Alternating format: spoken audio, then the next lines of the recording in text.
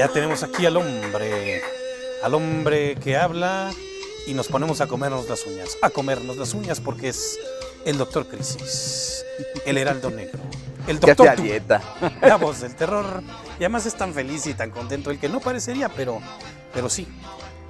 Pues sí, ¿para qué nos hacen? De por sí las cosas no están como para Como ¿no? están, sí, bueno, la semana pasada este asunto que a todos nos tiene pues anonadados y preocupados, ¿no? Porque además nunca es buen tiempo para que pase una cosa de estas como lo que pasó con el secretario de Gobernación, pero en este momento donde el país además está entrando en un proceso de transición que podría resultar complicado, pues híjole, y obviamente en nuestro más sentido pésame a la familia de tanto del secretario como de todos los que iban en ese helicóptero, Mario. Pero bueno, ya estamos aquí y ahora dinos qué pasó. ¿Ahora qué pasó? No, pero ahora vamos a ir contracorriente. Muy bien. Vámonos a cosas un poco más agradables, precisamente porque a veces pues tantas noticias malas y pareciera que todo el panorama es contrario a lo que nosotros desearíamos. Pues sobre todo cuando vienes tú después. Pues sí, pero bueno, mi labor es explicar, nada más.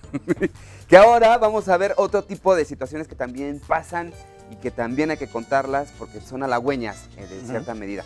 En semanas recientes se publicó un artículo en el New York Times que pues la verdad llamó fuertemente la atención al equipo de este programa porque demuestra que el león no es como lo pintan, o por lo menos no siempre. No. Y es que se publicó una historia, fíjense nada más, sobre migrantes, pero en esta ocasión historias de éxito, de aquellos que sin hablar una sola palabra de inglés han logrado amasar pequeñas fortunas. Qué bien. Allá en los Estados Unidos. Allá en los Estados Unidos, obviamente, porque si no, ¿qué chiste tiene? Por supuesto. Pues, si no hablo inglés en Michoacán, pues Exacto, no pasa nada. Sí, radicados Okay. al otro lado de la frontera norte.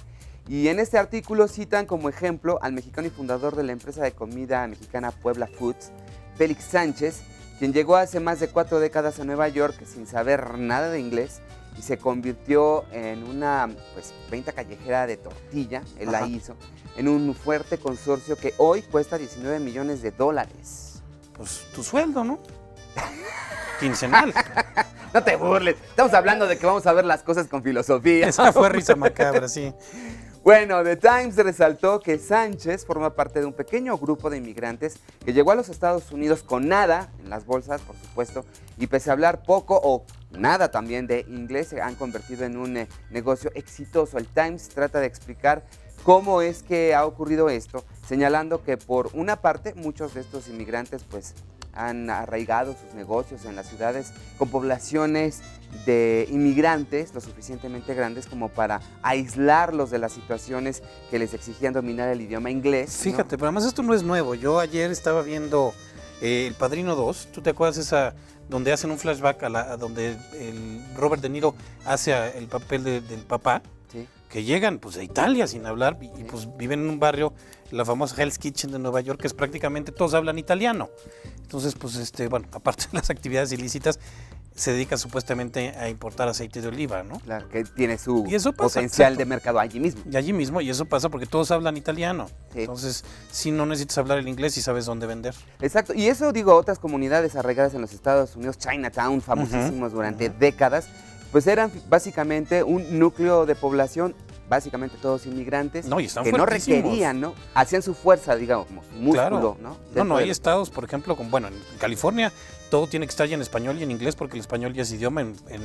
En Boston, por ejemplo, los boletos de las elecciones tienen que traer un apartado en chino. Claro, y en el caso de Sánchez, pues Puebla York, pues pareciera que es el lugar natural para los poblanos hacer negocios. Sí. Y por el otro lado, bueno, han utilizado las herramientas del resto de los inmigrantes de la comunicación moderna, el transporte, y por supuesto el comercio para aproximarse a otros connacionales suyos que a pesar de encontrarse a distancias considerables o en puntos opuestos de la geografía de los Estados Unidos, pues los unen a sus tradiciones o sus particulares gustos gastronómicos. Claro. En cuestión de comida, el mercado latino, bueno, por supuesto, tiene un gran potencial en los Estados Unidos. New York Times indicó que empresarios exitosos que no hablan inglés en Nueva York pues han surgido de grandes poblaciones de inmigrantes, incluidos los de China, Corea del Sur y países de habla hispana. Según el censo de 2010, en Estados Unidos 4,5 millones de adultos jefe de familia indicaron no hablar inglés muy bien o nada. Y de esta cifra, 35,500 tenían un ingreso por hogar de más de $200,000 al año. O sea, no era cualquier cosa. No. Y sí, normalmente pasa que los inmigrantes de primera generación, los que aprenden a hablar inglés bien ya son los hijos, ¿no? Los hijos. Porque van a la escuela, porque se relacionan con otros niños y porque los niños les es más Se fácil adentran en la cultura. absorber el estadounidense. asunto, sí. Realmente sí. Bueno, hay que señalar que el dueño de Puebla Foods, Félix Sánchez, logró convertirse en ciudadano estadounidense en 1985, y esto a pesar de que para pasar su examen de naturalización pues se requieren que los aspirantes sean capaces de leer, hablar y escribir inglés básico, ¿no? Y conocer la historia de los Estados Unidos. Pero aquí estuvo el detalle: el señor Sánchez no domina ni la mitad de lo esencial del inglés, según sus propias palabras, ¿no? Su propia experiencia. Lo que sí domina, por otro lado, es pues la distribución de tortillas y otros productos mexicanos como chiles secos a bodegas y restaurantes de todo el norte, del noreste y norte de los Estados Unidos. En su apogeo, la empresa de Sánchez tenía fábricas en ciudades de todo Estados Unidos, incluyendo Los Ángeles, Miami, Pittsburgh, Toronto y Washington. Pero tenemos Pues qué otros, maravilla. ¿no? Por ejemplo, Andrés Bermúdez, ¿te acuerdas del Rey del Tomate? Sí, cómo no. Que vino a morirse a México, Ujú. ¿no? Pero finalmente se convirtió en todo un ícono del cómo el migrante puede convertirse en un acaudaladísimo Pues con trabajo. señor respetado en los Sí, Estados Unidos. sí, muchas veces no es que nos queremos que nos den, sino que nos pongan donde hay y nosotros trabajamos. Lo que pasa es que ahora está más difícil la cuestión por cuestiones de trabajo, ¿no? De que Así no hay es. lugar, de que no hay dinero. Pero bueno. A ver cómo gira la brújula ahora hacia el mercado mexicano. Claro, pero eso no quiere decir que entonces ya mañana yo deje todo y me vaya de inmigrante ilegal. No, por supuesto, Porque son buenas palabras, son cuestiones de que estos ejemplos de éxito pues son contados.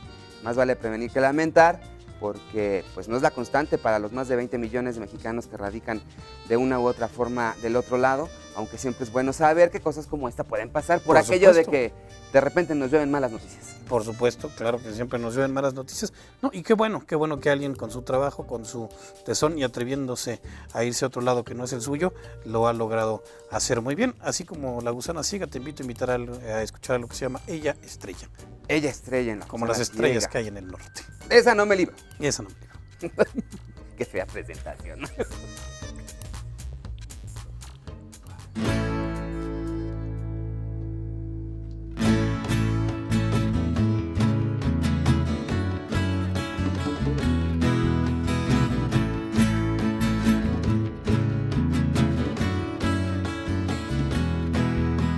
Ella estrella luz en tu constelación, y su amor es en secreto la razón de tu dolor.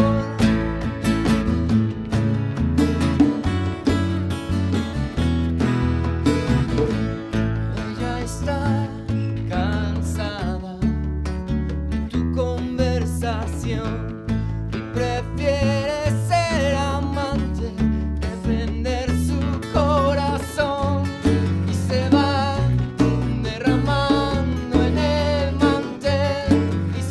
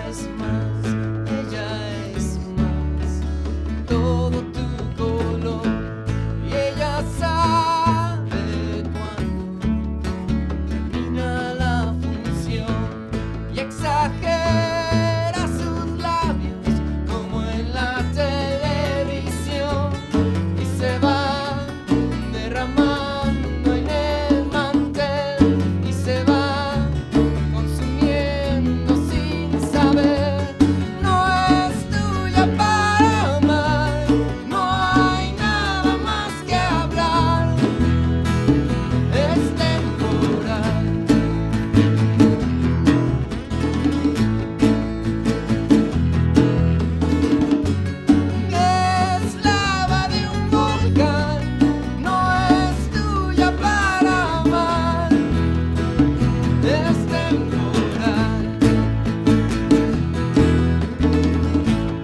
Y se va, y se va.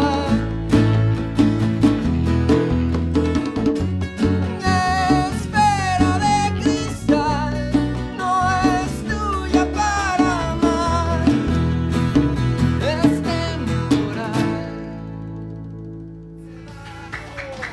Ellos ya nos tentaron, ya manejaron un Super B y ahora traen un conejo en el sombrero. Después de una breve pausa, La Gusana Ciega en entrevista desde el sillón más interesante de los viernes por la noche.